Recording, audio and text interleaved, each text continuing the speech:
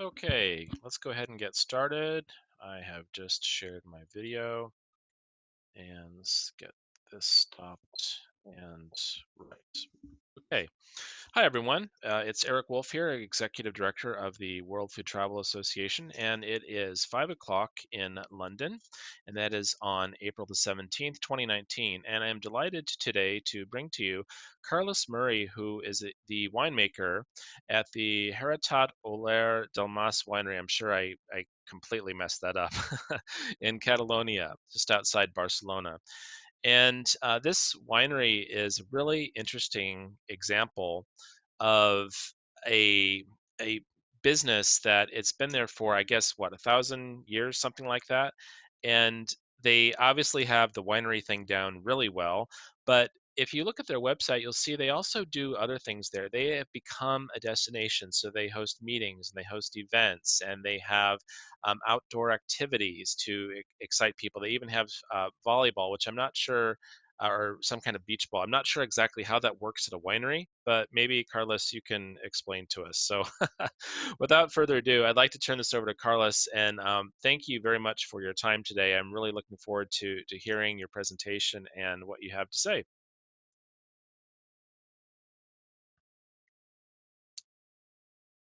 Carlos, do you know how to? Do you receive me? Yes, I hear your voice. Now, can you turn your video on? My video on. There we go. Okay. Yes, you're right. You're really right. We are a winery, but we are more than probably a winery. So we have a restaurant, we have a volleyball field, we have a paddle, we have a swimming pool. But I mean, all the things that we wanted to share with all the people. So I mean, there are a lot of people that it's coming every day here, but the main thing is to be in the wine. For me, it's really important, and for all the team, it's really important. So I just want to introduce myself. About I'm the winemaker in Nulla del Mas. I have been here for 2 years. It's my second vintage here, but it's really amazing because it's a kind of wine region which is really small. It's really tiny. We are just 14 people. Sorry, 14 wineries. Um, and we are really special because we are located next to Barcelona, with about 1 hour probably, and then we are really close to the Mediterranean, but really isolated of them. So really isolated from the sea because we have a lot of mountains. Our main mountain, or our most loved mountain, it's Montserrat, which keeps all this fresh air from the sea. So we have this kind of extreme climate in our region. So it's pretty interesting because you have this Mediterranean touch and then you have this continental touch. So it's a mixing between central Spain and the Mediterranean zone. It's really interesting. But I'm here for talking you about how to compete with the globalization and be authentic. It's really important for us because it's something that you can never mistake and you can have to keep with you. So I have prepared some presentation. I would like to share my template, which is something that you have been, we can receive properly. Yeah, it's coming. It said you started screen sharing. Okay. There we Um, go. It's good. Here we go. So what is Oller Dalmas? I mean, I have prepared something like you received properly. I mean, no, that's it. So for me, it's really important to be authentic. By the way, wines, you can have a lot in the market. You have a lot of globalization. You have a lot of things to do. You have a lot of things to choose when you are in a shelf in a wine shop. I don't know. So you need to stay authentic because it's your flagship. I mean, no one have the same climate. No one have the same soil. So no one can make the same wine. So you need to pour all these things. So what happened? In Little Match, we have a lot of things. You have some of them here, but we have a 1,000-year-old castle, which have belonged to the same generation for 36 generations nowadays. So it's a really something that we need to explain to everyone which is coming here in the winery, just to know more about us. So we are always having a visit inside the castle, which is really important. Then, for example, something that I have done in the center of this template is the organic vineyards. We are 100% organic. For me, it's really important to eat clean, but even this to drink clean, for me, it's really important. Then we have 5 hectares of organic olive trees. So we make our own olive oil from Arbequina, which is a variety that you can find in Spain, but also another that was recovered by us here in Pla de Valles, which is this wine region. And you can see here that you have a forest property of 500 hectares. What does it mean? That this property of the castle was at first was a forest. There were no vineyards, there were no cereals, no olive trees. What we do in the last years to start having something about that, to start obtaining something of this forest. So we start planting the vineyards in different parts of this forest. So we have, of course, we don't have 500 hectares of vineyards, we have 50. But it's really interesting because every vineyard is isolated from each other and you can really study there. For me, it's really important. Then you can see that we have 9 organic and vegan wines. Vegan for me, I'm not vegan, of course, but I mean, vegan for me is very important because it's the way that making wines can show that you are really keen on this food decision. Vegan wines means that I'm not using clarifications of animal. I mean, pork, fish, and egg.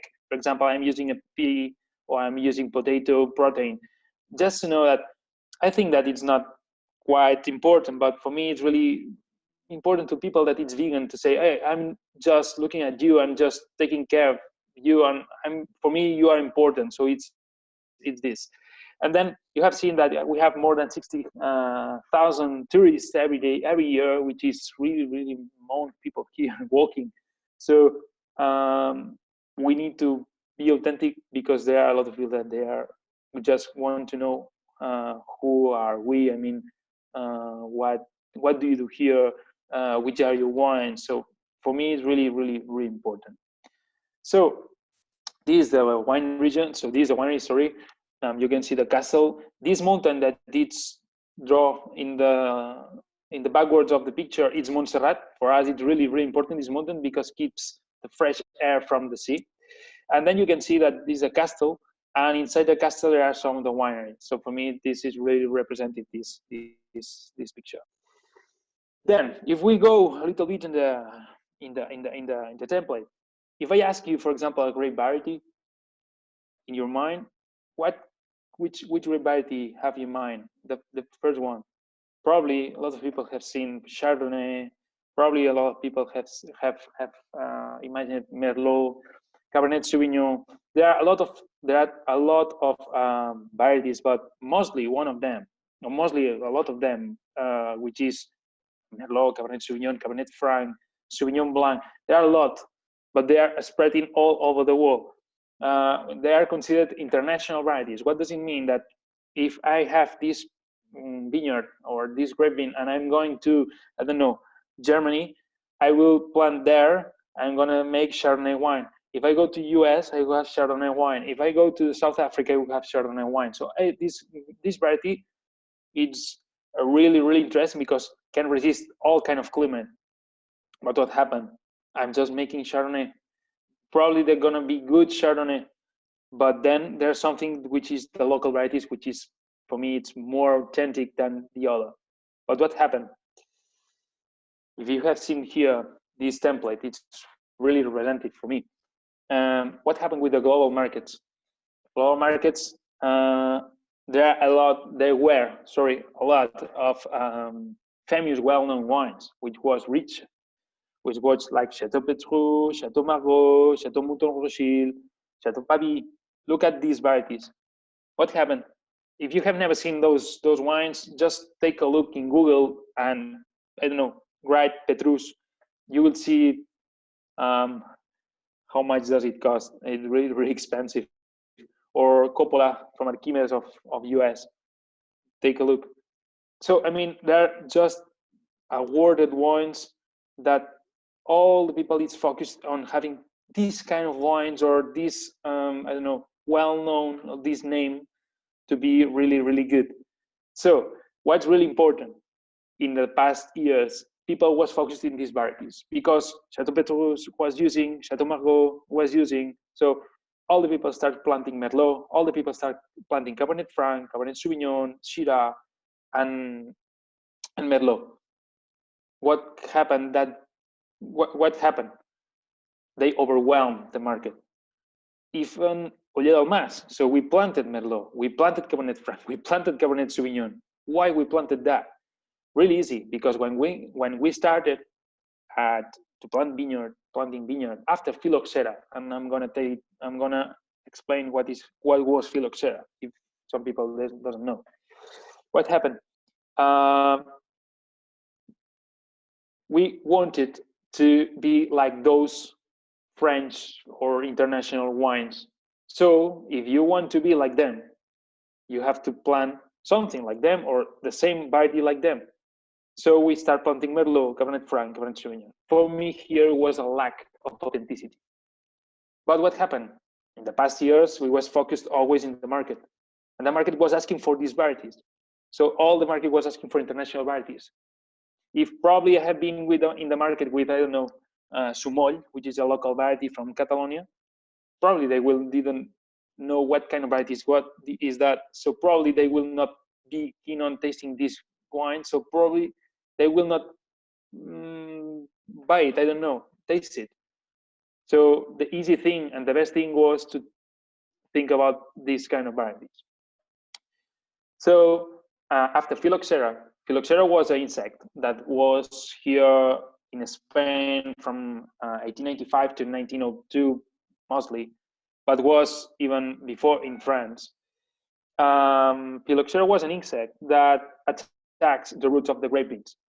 When this insect was attacked these roots of the grape beans, the plant dies.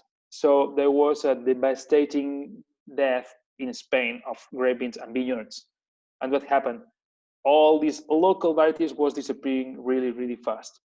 So what we do, the whole Europe start making the rootstock. The rootstock is the union between an American root, which was really resistant to phylloxera, with a European variety. So if we can link this, we make the rootstock and we plant this on the floor in the soil, we will have a grape bean which is going to be healthy and preserved from the phylloxera. So this was the main thing, and this was the focus, and this was the vector to start planting other varieties that were not local. Okay, and this was for me the best or the main mistake in a little bit to say something of this authenticity. Okay. Then if you talk about the profile, the wine profile that was people looking in the past years, for example, last 40 years here in Spain, I'm just talking about here in Spain, which is the most local market. I mean, the most touchable market that we have here. For example, if I'm in the 80s, people was asking for organic. Of course, no. If you talk about, do you want organic wine? Sorry, what's an organic wine? They probably have said. Which kind of nose they prefer, which kind of mouth they prefer. For example, you have here, so full-bodied, oxidative. Probably they want these kind of wines which are really, really powerful. I have said here the Bordeaux fever was a really up in the market because they were asking for this kind of varieties, which is Cabernet Sauvignon with full-bodied with oak. Was really, so people was turning those vinifications to this Bordeaux.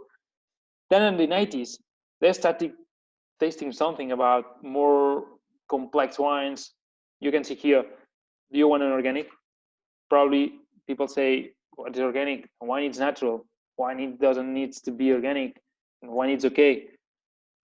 There was just less knowledge than today for the organic wines and all the organic crops. Then people wanted here the full bodied and the more alcohol possible in the wine. So this means that the ripening of the grapes has been okay. So now probably this wine gonna be really quality with a good quality. What happened here is the Pierre Robert Parker guide. Robert Parker was a Parker Points probably you have seen or have heard about. Uh, there are a lot of wines that have been for making Parker points. If you have that, for example, more than 90 Parker points, you probably could sell a lot because it was really awarded. So there are a lot of fever with that. And other people were looking for what Parker likes, and what Parker likes was this kind of Bordeaux again. So people was asking for oaky and 100% alcohol wines. Then what happened at 1000 when it was 2000, the new millennial? Uh, People was starting to get sensitive with the organic food. There appeared a lot of disease about that. So people start getting more, more in touch of the organic. So what happened? If you ask it for an organic wine, they said, "Oh, that's nice. Okay, it's a plus of a quality." And then they wanted more powerful, more complex, because it was coming from the Robert Parker fever, and they start for more international markets. I mean, international markets was asking for more things. Um, for example, the tender of Sweden, they asked for the kind of wine that could be really, really, really strong, but not so expensive like the French ones. So was asking for these kind of wines. And finally, the actual, what happened?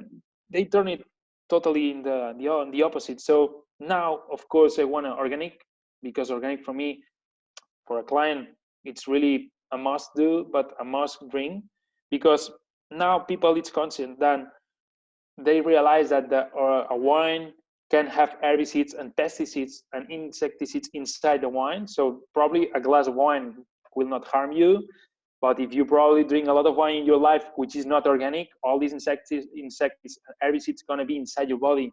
So it's pretty annoying. So people is asking for more organic wines.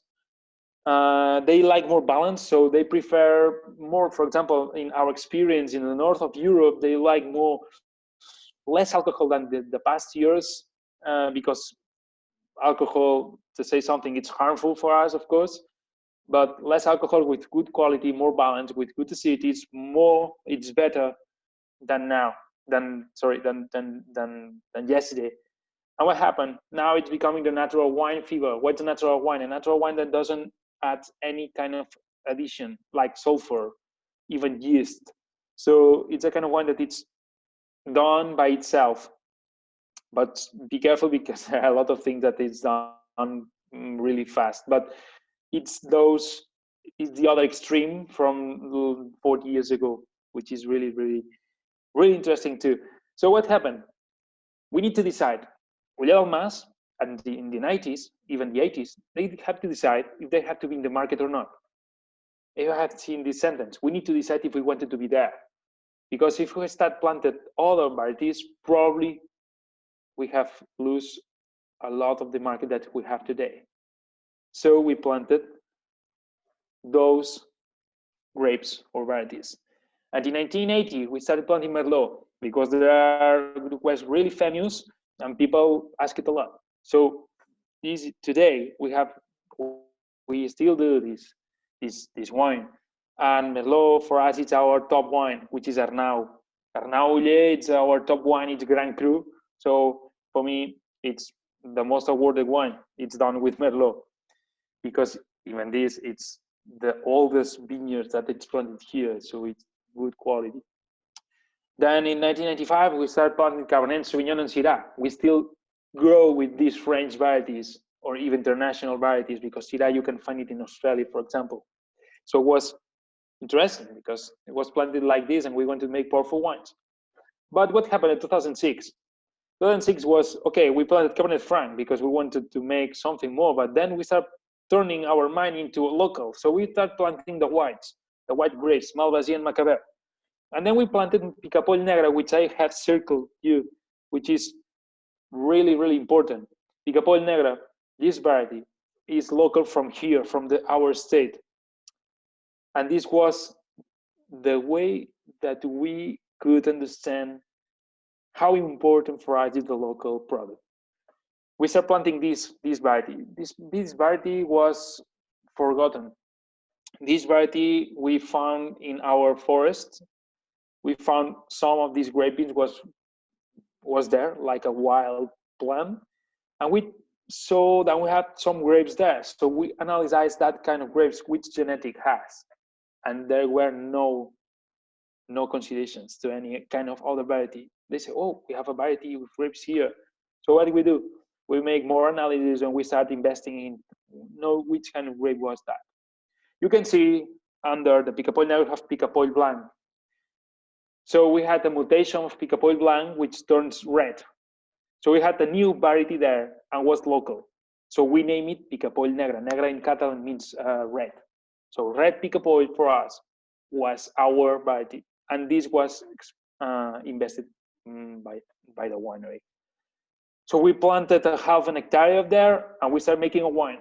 Nowadays, it's our most expensive wine and most awarded wine. And last year was awarded with the best wine of Catalonia. So for us was really, really amazing. But just to know, we realized that we have a lot of potential here for the local varieties. See the next years, 2016 was nowadays they are the youngest vineyards that I have. We planted Grenache, we planted Samsó, same in French, it's Carignan, but Samsó it's local in Spain. And we planted Mandó, and we planted more Picapoll Blanc.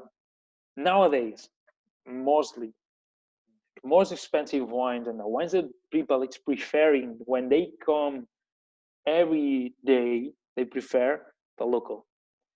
We have 60,000 people I saw. I said you before. Mostly, if I have a blind tasting, if I have the occasion to make a blind tasting with all these people, mostly they prefer the local ones, and then they just show what they have tasted, and they realize that the local is really, really patrimonial. I mean, it's our variety. It's interesting. So the worldwide competition, what happened?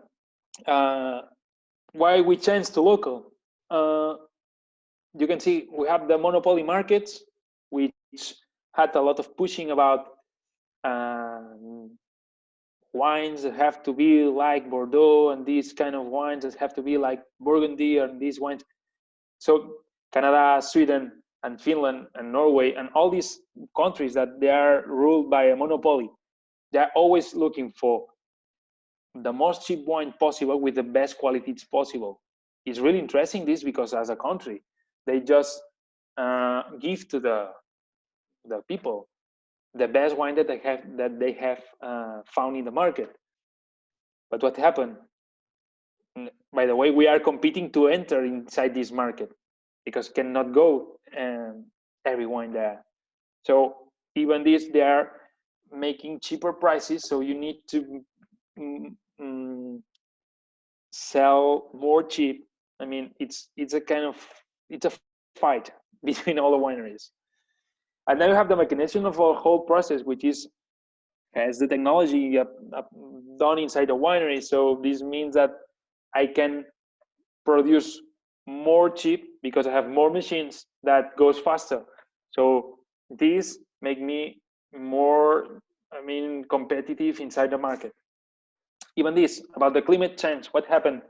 New wine regions appeared, like south of Chile, which was really cold, or south of England, which was impracticable in the vineyards. I mean, was south of England, they are starting making really good sparkling wines. Then you have Mexico. Mexico's a new wine region appeared by the rule of California, and Uruguay they are starting making reds. So these new competitive wines, but they are planting varieties that they will find everywhere, but not here. So for me, it's really, really, really, really, really important to be local and to be authentic. This is the sentence that I have seen, that I have written here. More things. How we return to authentic, as I said you, nowadays we are growing with the 50% of the total production to be local with these varieties that I have right here. By the way, I'm innovating a lot in the vineyard, okay, and studying them. We have a lot of historical studies of Chardonnay, of Cabernet Sauvignon, of Merlot, but we don't have much of them in local. So I'm starting every year with our team to be more studied all the vineyards. By the way, this, as I said, you is the most awarded wines. They are 100% organic, 100% vegan, so it's really important. What happened? We are producing all our grapes. We don't buy any kind of grapes. So if there is a grape that is not good, so we have to uh, made by the way. But I tried not to be so to. So I am so limited in these vineyards that for me it's another flagship. Is for me it's another kind of authentic. Why? Because we have the clients that if they have this bottle, they are probably unique. I mean, we are producing 120,000 bottles. I mean, not there is not much bottles, but we like to spread as much as possible, but we want to be unique and limited. For me, it's more to be authentic, and this is the road that I have that I write you here to be unique as a Pica Pol Negra. You will not find Pica Pol Negra in any place in the world like here since today. I mean, it's something that we have discovered and we are pushing to to to know to people. More things like here, you can see that to be authentic, it's not just to be these locals. You need to share with all the people. So here, I have seen some logos that I'm using for the bottles because I'm organic. I'm always in constant innovation. So in Novi, it's a cluster, it's a group of people which we like innovation and improvement. So we are always sharing our studies. Then we are really sensitive in the CO2 produced. We would like to be really sustainable. I mean, the best company in the world to be sustainable. And now we're the third one in the world with less production of CO2. And this really, really, wow, really big. When we discovered that, was really noticeable. Okay, you must know that we produce all our own grapes, and we sell 90% in Spain. So we don't go really further with this wine. So we don't spread much CO2. We don't need much CO2 to transport all these wines. And so I'm using recycled bottles. So there's a lot of things here. So when people it's looking at the bottle, they are having dinner in a restaurant, they look at the bottle and they say, oh, less CO2. Nice. So this means that these people is keen on the climate change. Nice. So this is the way that the people makes you more, I don't know, authentic for me. And then finally, if we can do, we like to donate and help all the people which is suffering. So, for example, we have Rosa Oriol, which is a foundation. We just every year make the 5% of the benefit of a concrete wine of a single wine, which is Petit Bernat Negra, red Petit Bernat. We give the 5% of the benefits for the homelessness childhood. Something that I write in the level to just know that we are the people that is buying this wine, they are there, they are helping these people too. So just to finish, so what's next in Oller del Mas? I really would like to make you, I mean, visit here, to come here and visit us. We are always in touch with the nature. We like moving, we like improving. So what's next? What's next? It's now in April. We have rebranded all the winery, all the Oller del Mas brand. So I'm going to show you something now. Then we are going to construct we're going to build new tasting rooms for all the people that it's coming every day to taste all these wines in July.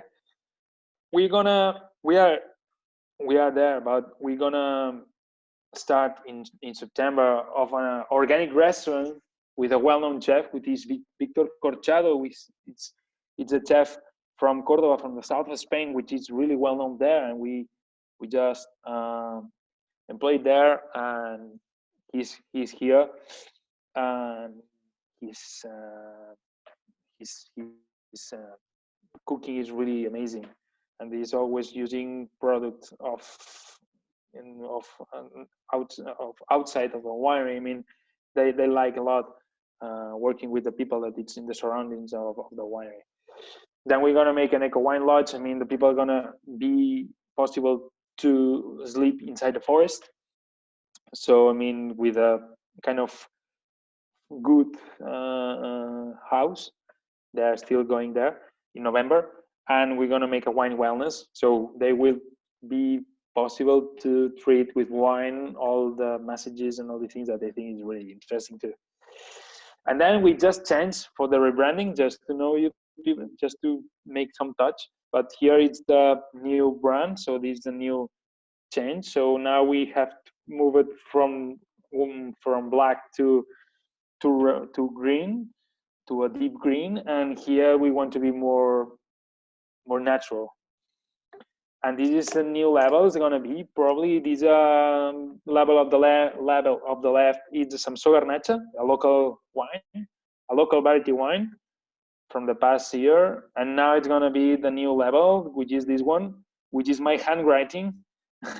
And there it's all the perceptions of my climate, all the perceptions of the climate, and all the stuff that I have seen, and all the process and all the things that I have done. So it's gonna be like that, and it's like my lab level. So when I'm in the lab, I'm using this level. So now I have printed to put it in the bottle, and to be more transparent. I mean, to be more clear to people. Okay, you are tasting this wine, which is this perception, and it's done with this way. So mostly it's the new changes. So thank you very much. It's a pleasure. Hope you like it. Any questions, just ask me. And I just invite you to come here and to be here in September if you want to help me in the vintage. I think it's going to be interesting. Yes, you always need extra help for crush, don't you, at the wineries? Nice. Carlos, thank you. That was really interesting. And it was interesting to see how the trends in wine drove how your business developed. And I think that if you had made different, not you, but if the business had made different choices to maybe copy what they were doing in France, Mm-hmm. your business would not be the same that it is today. It would be completely different. Yeah, we were always focusing how to be like France, which was really cool on those times. But nowadays we have changed our minds, and now we want to be our own reference. I mean, we want to be more than a winery in France which make really good Bordeaux, for example. It's totally different. And yet we have realized it, that we just change our minds. So I'd like to invite anyone to write some comments and questions to Carlos in the chat window. We do have one question here. Is it difficult to market a product that no one knows about? I think they mean the grape varietal that you mentioned. Yeah, it's really difficult because if you see a monovarietal and then it's a local grape, people doesn't know anything about it. And Right. you just need to explain how it seems this wine. For example, Picapoll Negra, red Picapoll, which is local. I'm always saying that it's like the Pinot Noir from Burgundy or Gamay from Beaujolais. Just to know that it's this kind of freshness. Probably it's a wine that have tasted more people or more times than a Picapoll Negra. So for me, we use this rule, because if not, the people it's, oh, but what kind of wine? You can see they have a lot of wines there and a lot of profiles. So it's important, but we still use this. So we probably have to live more years to start people asking for wines from here. Mm. So the winery makes 120,000 bottles a year. And you were saying that customers in Scandinavia demand the best quality for the cheapest price. So Do you distribute your wines in Scandinavia, or do you just ignore that market? No, we distribute there, but we don't go to the monopoly, because a monopoly sometimes they ask you for, I don't know, 80,000 bottles in the same in the same way. We cannot do that. We are really limited. So we go for distribution, and in Scandinavia, the distribution can go for this monopoly or in direct to the restaurants. So we go direct to the restaurant, and probably they consume 2-3,000 bottles a year. For us, Mm. it's perfect. So it's really a premium product in Scandinavia, and you're not selling to those customers looking for the cheapest wine at the best price, best Yeah, quality. the other thing is this: we are not cheap, we know, but they have a lot of work outside. But we cannot compete with cheap wines. Mm, We are not big. We have the technology that we can invest in ourselves. So it's right. this. And I think that's a good business decision that, you're not the cheapest wine and you know that and you're okay with that because some business owners may think, "Oh, well, we have to do this. We have to expand. We have to go global." Mm-hmm. And you're saying, "Well, no, actually, we are selling most of everything in Spain and we export a couple thousand bottles a year, but that's it." Mm-hmm. Yeah. For me, the I don't know, the most difficult thing to say to a client, it's um, sorry, I cannot produce more bottles.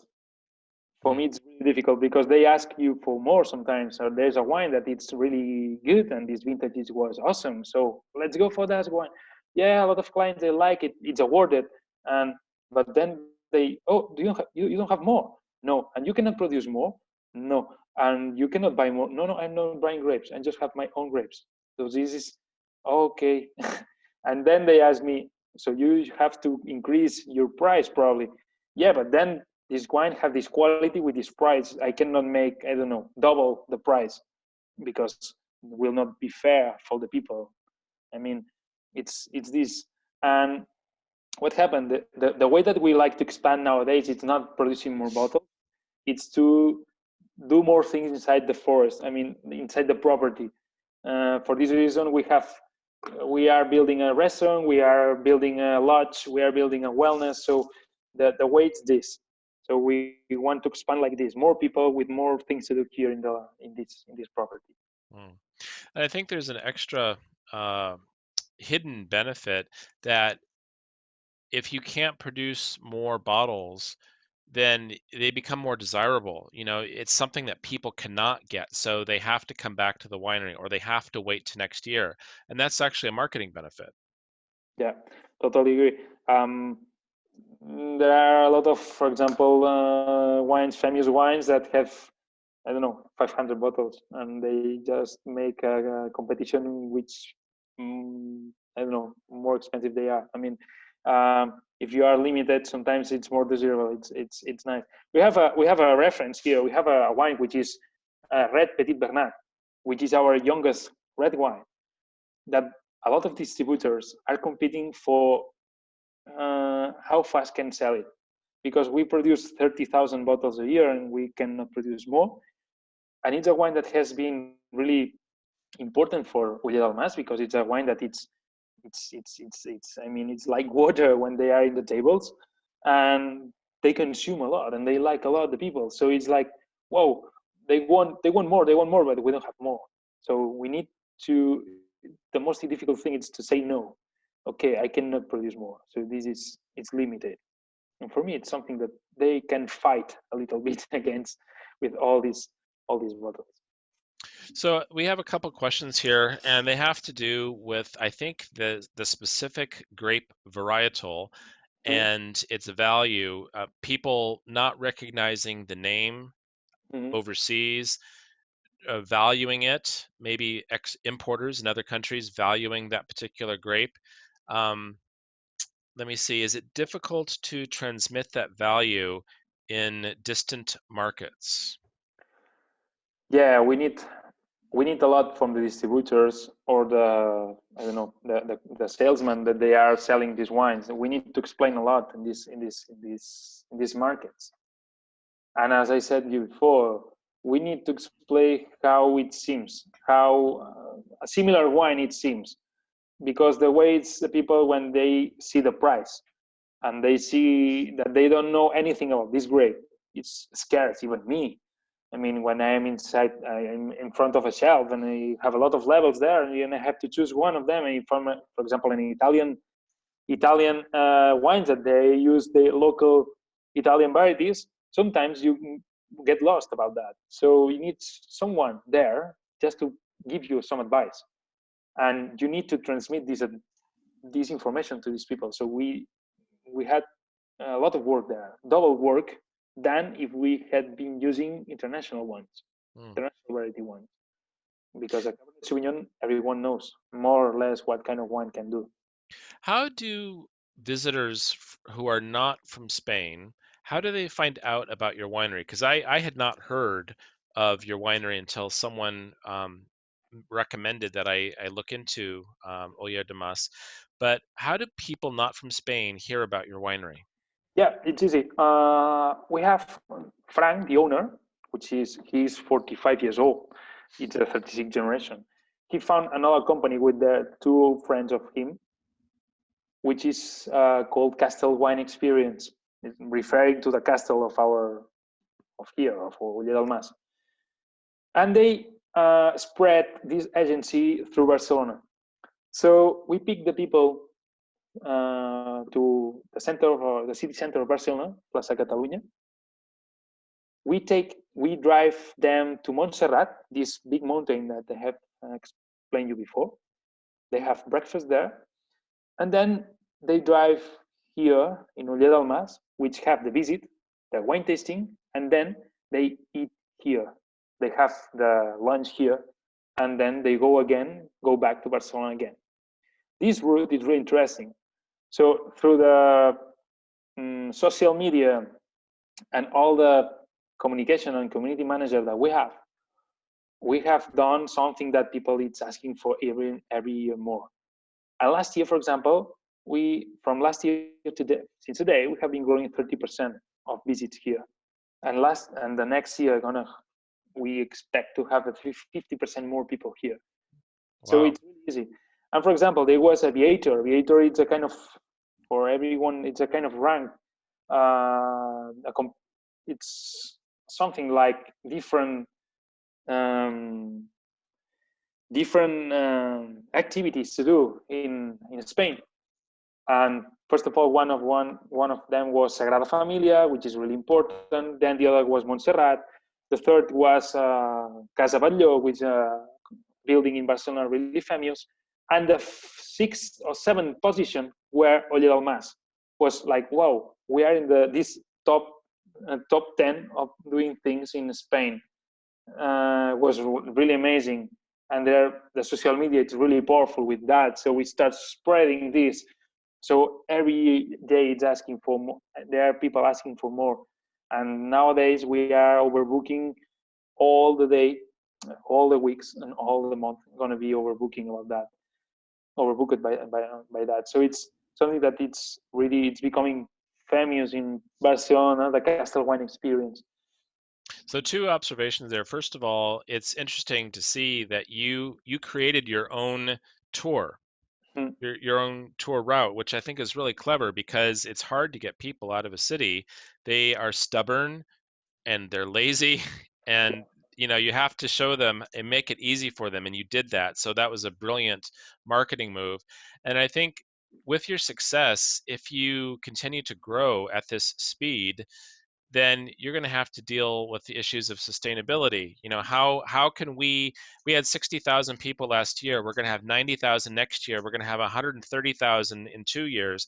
How can you do that? Well, this is the way with a lot of organization, and this is the way that we are investing in the winery to be more comfortable. I mean, we are building more wine tasting rooms.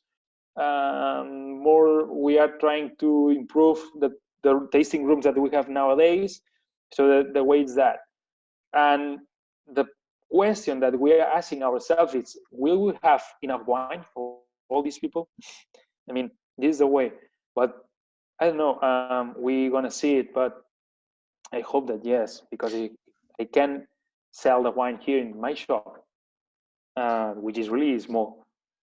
It's It's better. in, it's interesting. You're almost developing a theme park model, kind of like Disneyland, where there's Tomorrowland, and these other lands. So you've got this kind of tasting room and that kind of tasting room, and then we've got volleyball over here, and then we've got the tour of the castle here. So there's something for everyone, really.